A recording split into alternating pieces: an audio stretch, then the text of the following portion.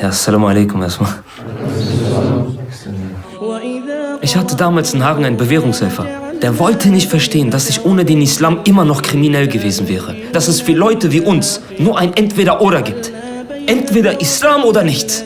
Entweder Paradies oder Hölle. Nur der Islam kann uns bändigen. Nur der Islam kann uns ruhig halten. Diese Ignoranz verstehe ich nicht. Ya öyle şeylere fazla kafanı takmayacaksın o insanlara. Senin neye inandığın önemli. Senin inancın sana. Übertreibt nicht. Ich übertreibe nicht, oder? Du übertreibst. Das sind Allahs Gesetze. Was für Gesetze ist mir scheißegal, Schwachsinn. Dinleyin Kendimiz, Oray, sen ve ben. Tamam mı? Nasıl? Allah Nasıl? kafa vermiş, göz Ama vermiş, nasıl? kulak vermiş. Nasıl Burcu? Be? Ich habe missgebaut. Schon da, ich habe mit meiner Frau gestritten.